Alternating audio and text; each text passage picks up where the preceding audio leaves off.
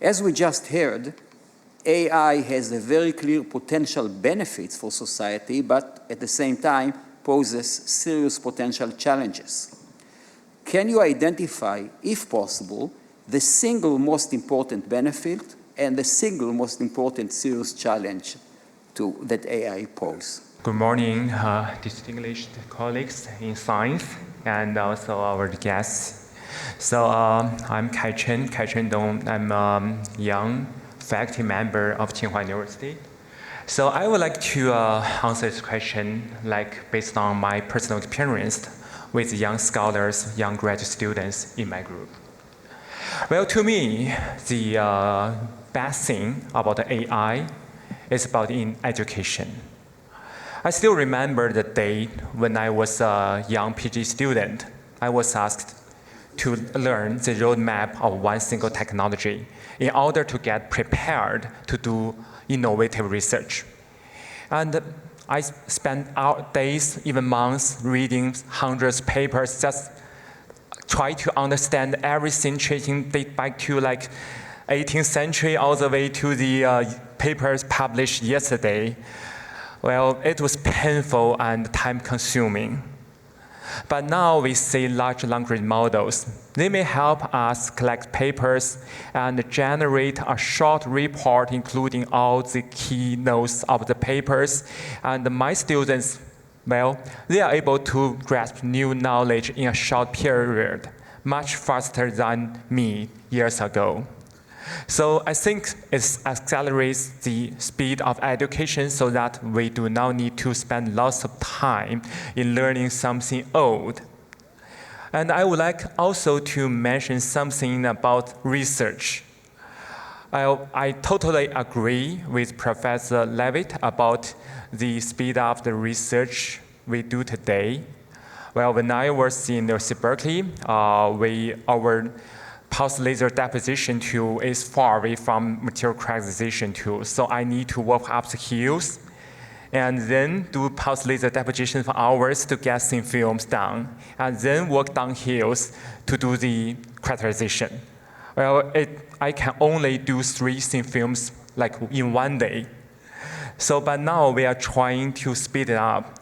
I want my students to avoid from suffering what I suffered before, so we are trying to connect robots with the thin film deposition tool so that students can sit in the office while monitoring what is going on in the lab. And also AI agent may also be able to help increase the quality of the thin films. So to me, the best thing about the AI is it accelerates almost everything in education and research.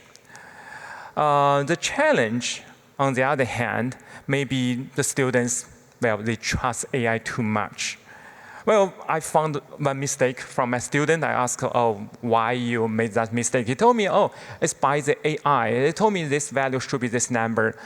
But AI has some illusions, right? But students, they are young. They may not understand that. They just be too lazy to try to think about it themselves.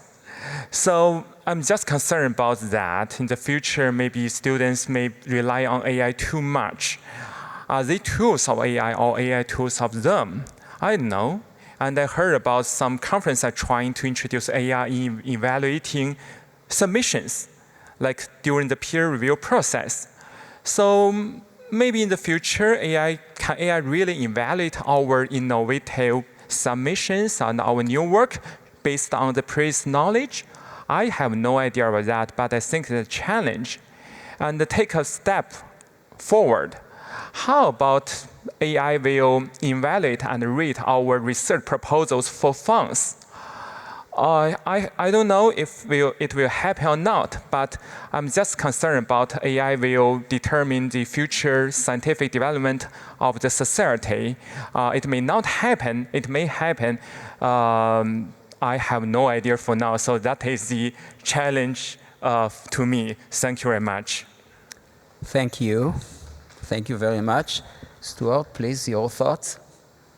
Okay, first I'll say a couple words of introduction. I'm Stuart Haber, and I'm in a position a bit like Whit Diffie a few minutes ago. I'm here at this event for some work I did a while ago, not quite as long ago as Whit's work, but not so recently, in the field of cryptography, which may or may not prepare me to say anything particularly intelligent about AI.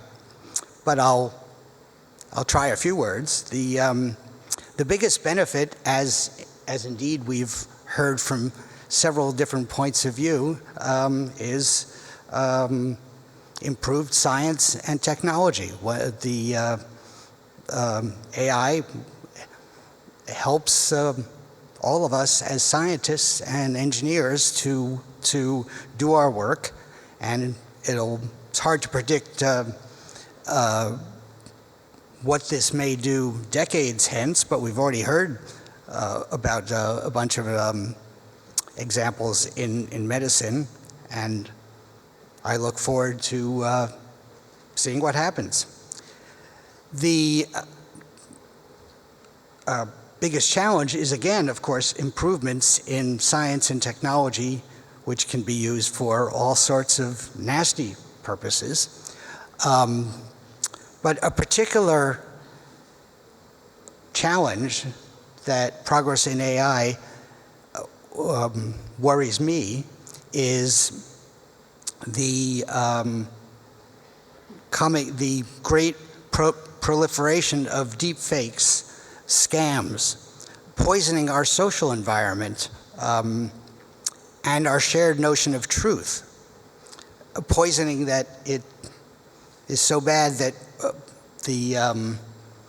much of the world no longer shares our desire for truth that underlies most of the science, well, all of the science done by people in this room. We can't even, as a population, agree on which way is up. That's worrisome. Well, thank you very much, Stuart. You said that you may not be qualified. I'm thinking about myself, qualified, and I shatter. So we'll move anyways with this, and we'll move to the next question, which is, given the impact of AI, is there a need for global regulations in order to harness the AI revolution and contain its potential damage or challenges to society? If so, can you suggest what might be this type of regulation? I may add, we all know that AI is changing so fast that we don't actually even know what's the nature of AI in a few years from now. So to suggest regulations for that is difficult.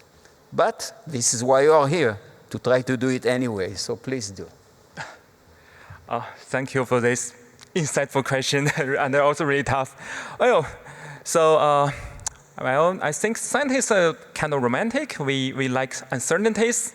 Well, uncertainty will born new inventions. So I used to read some science fictions about the wasteland or cyberpunk, and I'm just too concerned about that future to come in like 100 years. So my answer, I'm not this field of expertise, but yeah, my answer should be yes. We should set some right lines based on some common agreements. But since different countries and different regions may have different situations, so the details may vary from case by case. So that's my answer. Thank you. Thank you. Stuart, please. So I would agree that there definitely is a need for global cooperation in regulating AI. This should be an international effort. Unfortunately, these days, international cooperation is not the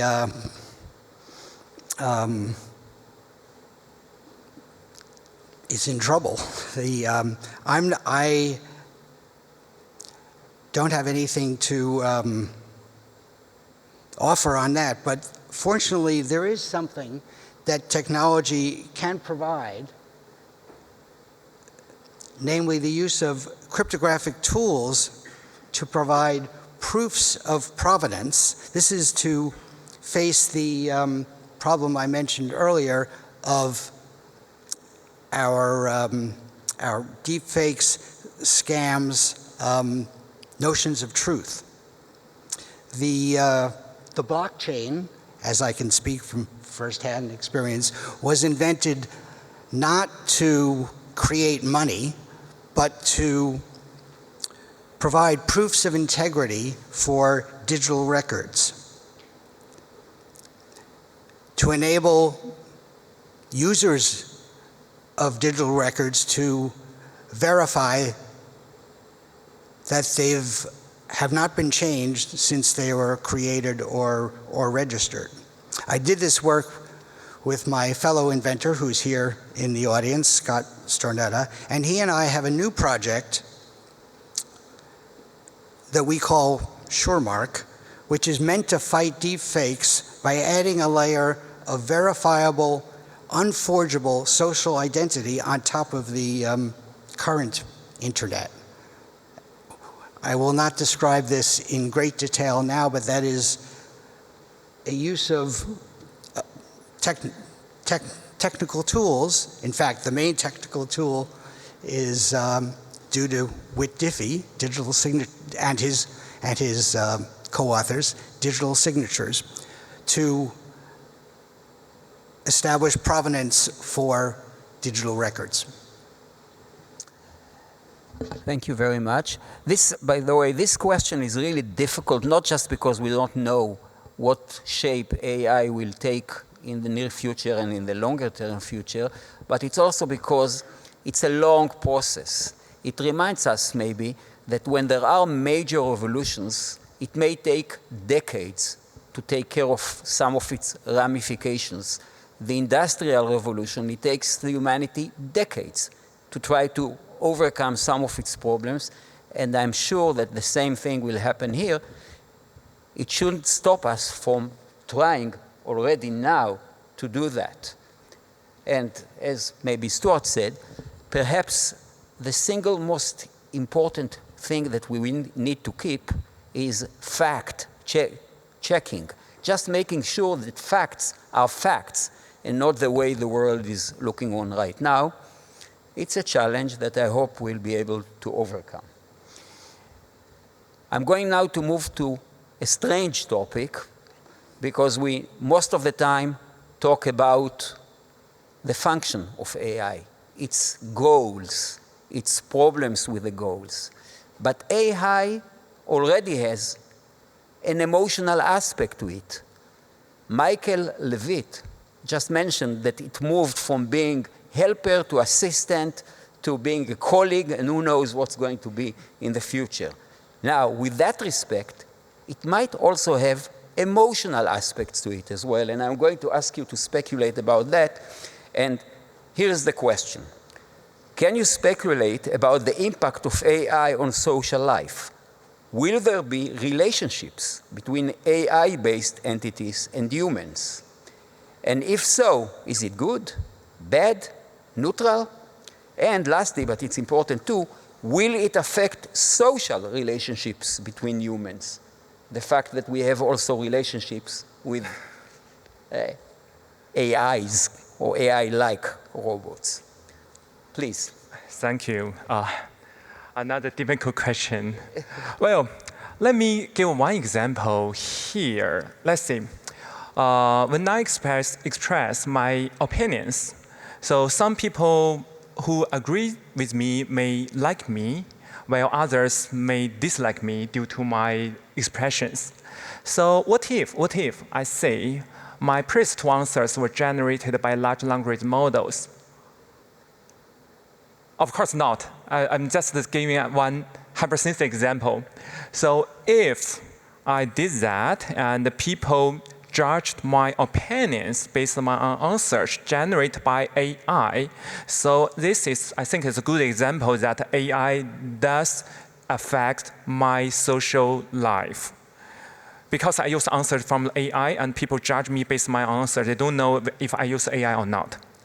So in the future, as I observed, the younger generations, they grew up with AI helpers, with language models installed in their cell phones. So they naturally, I guess, they will naturally trust AI answers in making decisions. And in that way, I think their social relationships will be largely, at least, affected by AI. Well, is it good or bad? It's hard to say. But considering that we have been fight through so many challenges in the past thousands of years, and we have seen many technological revolutions, and we always finally come up with a way to make use of them to help the development of our society. So I'm really optimistic about the future, and we can make good use of AI, and we can get better in the future worldwide. Thank you. Thank you. Stuart, please. So it's hard to speculate on this question. I don't have too much to say about social,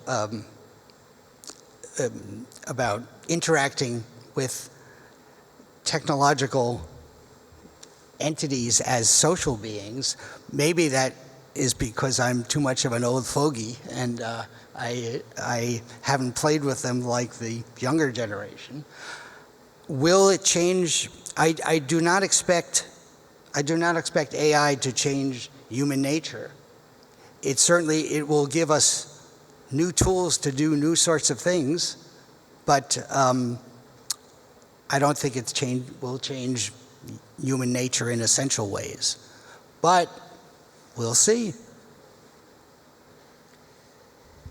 Well, I'll just add to it, as someone that dealt with memory, among other things, people's use of memory changed over time. Nowadays, we don't have to remember phone numbers. We don't have to do a lot of things. Some of the facts, we just have to look. If AI doesn't interrupt, we have to look and see elsewhere for the facts. But it hasn't really, as far as we know, changed the structure of the brain or the structure of the brain memory capabilities. It does affect behavior. And I wonder if, in that respect, not in terms of changing our nature, but in changing our social behavior, would it happen? Well, the fact that we are here in this room is something we could only do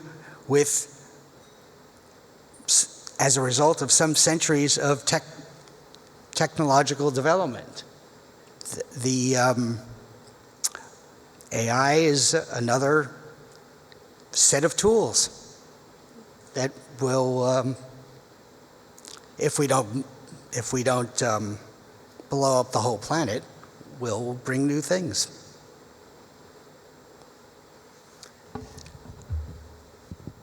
I guess I'm going to leave at least one option from the people that listen. If anyone wants to say something, then we'll have one such comment. Anyone? Yeah. Please. A number of people, I should say, this is Bill Phillips, I'm an atomic physicist. A number of people have mentioned that AI can be very useful in allowing a lot of research in a short amount of time, but that one needs to be careful, that the students in particular need to be careful they don't trust the AI too much, which means that you have to do some of your own research to make sure that what the AI said is consistent with reliable information. Now, I would imagine that all of you think that the balance between saving a lot of time on the initial research and having to spend some additional time verifying that the AI isn't hallucinating is still on the positive side, that it's still better to start with the AI. But what I'm wondering is, do you think that when you've achieved that advantage, that you have as much confidence about the reliability of the research compared to if you'd done it yourself? Well, maybe it's a good question to have with us. You know, as scientists, we always believe that eventually converging evidence from different aspects will help us decide. That's how we always did it, and that's how I hope we'll do it with AI as well. So I'm going to conclude this panel. I'll just remind all of you that at 1 o'clock we convene again to a question that is related but perhaps even more functional. Can AI discover anything? We'll hear about it at 1. Thank you all very much.